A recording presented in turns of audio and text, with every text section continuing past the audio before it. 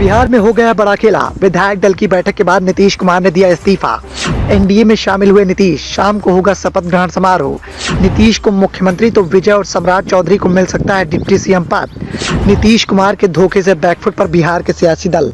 लोकसभा चुनाव की नजदीकियों के बीच में बिहार की सियासत को लेकर लगातार सरगर्मियां तेज थी। लगातार विपक्ष के दिग्गज नेताओं के द्वारा इस बात का दावा किया जा रहा था कि बिहार में कभी भी बड़ा खेला हो सकता है, और जिस तरीके से जीतन राम मांझी लगातार ताल ठोक कर कह रहे थे, उससे लगातार सियासी समीकरण बदलने के आसार दिखाई दे रहे थे।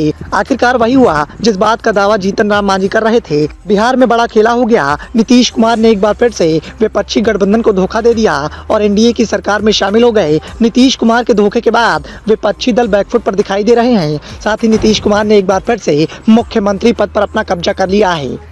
बिहार में महागठबंधन की सरकार को दूसरी बार बीच में छोड़कर मुख्यमंत्री नीतीश कुमार और उनकी जनता दल यूनाइटेड दूसरी बार भारतीय जनता पार्टी के पास लौट रही है। नीतीश ने रविवार की सुबह जेडीयू विधायक दल की बैठक के बाद महागठबंधन सरकार का इस्तीफा दे दिया और दोपहर में एनडीए का नेता चुने जाने के बाद नई सरकार बनाने का दावा पेश कर दिया। नई सरकार में बीजेपी की तरफ से प्रदेश अध्यक्ष सम्राट चौधरी और विजय सिन्हा को डिप्टी सीएम बनाया जा सकता है।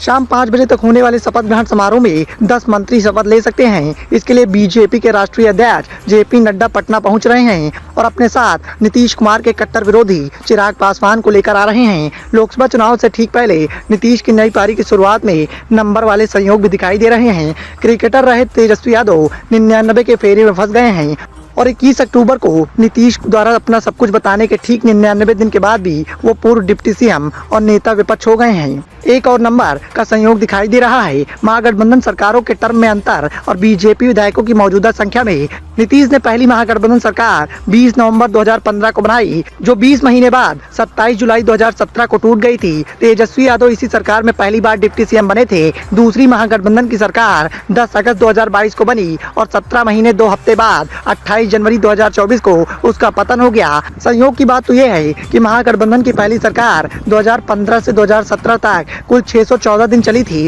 नीतीश के नेतृत्व में महागठबंधन की दूसरी सरकार 2022 से 2024 तक कुल 536 दिन चली है।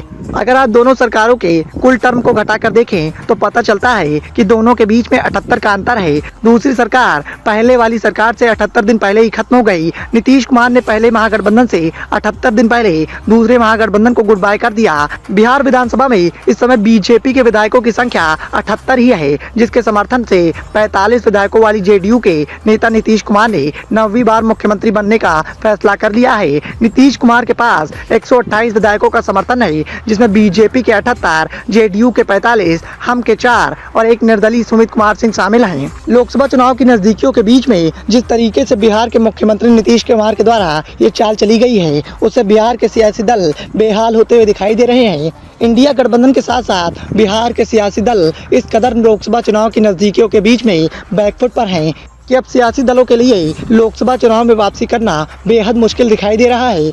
नीतीश कुमार को लेकर पहले भी विपक्षी दलों के द्वारा इस बात को लेकर अटकलें लगाई जा रही थी कि नीतीश कुमार किसी भी करवट बैठ सकते हैं, किसी भी समय वो इंडिया गठबंधन के साथ साथ आरजेडी को गुड बाय कह सकते हैं। और वही देखने को मिला जिस बात का दावा बीते कई दिनों से जीतन राम मांझी कर रहे थे। Bureau report, the noise of India.